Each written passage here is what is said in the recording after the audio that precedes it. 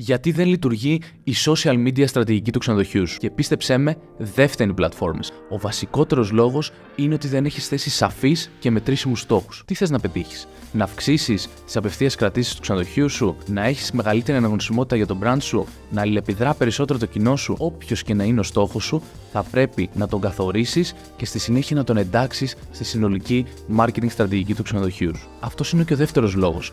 Το μήνυμά σου θα πρέπει να το επικοινωνείς με συνέπεια. Είτε το κάνεις στο site, είτε στα social media, είτε το κάνεις με φωτογραφίες, με βίντεο, με λεκτικό περιεχόμενο ή οποιοδήποτε άλλο δημιουργικό. Ο τρόπος που το επικοινωνείς αλλάζει και τον προσαρμόζεις σε κάθε πλατφόρμα. Το μήνυμά σου όμως πρέπει να είναι το ίδιο, γιατί αυτό καθορίζει και την ταυτότητα του brand σου. Και φυσικά, ο τρίτος λόγος είναι το χαμηλής ποιότητας περιεχόμενο.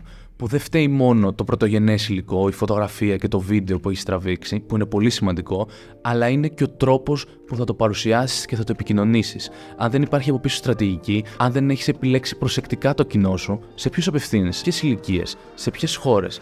Μιλάς σε ζευγάρια, σε οικογένειες ή σε solo travelers. Σε όποιον και να μιλάς, πρέπει να δημιουργήσεις περιεχόμενο για εκείνον. Και αν το κάνεις καλά, τότε θα αλληλεπιδράσεις με το περιεχόμενό σου. Και αν το κάνεις τέλεια, τότε θα δημιουργήσεις user-generated content. Θα υπάρχουν δηλαδή κριτικές, θα βγάζουν βίντεο και φωτογραφίες από το κατάλημά σου και θα μιλάνε εκείνοι για σένα. Το οποίο θα χτίσει αξιοπιστία και εμπιστοσύνη για το brand σου, γιατί είναι διαφορετικό να μιλάει ο επισκέπτης σου για σένα και διαφορετικό να μιλάς εσύ για σένα. Και φρόντισε όλα αυτά να τα εντάξεις στη συνολική της στρατηγική σου και να μπορείς να τα μετρήσεις, για να μπορείς συνέχεια να αναπροσαρμόζεις και να βελτιώνεις τη στρατηγική σου σύμφωνα με το τι δουλεύει. Πες μου στα σχόλια αν τα έχεις κάνει όλα αυτά και συνεχίζει κάτι να λειτουργεί ή αν αντιμετωπίζεις κάποιο άλλο πρόβλημα.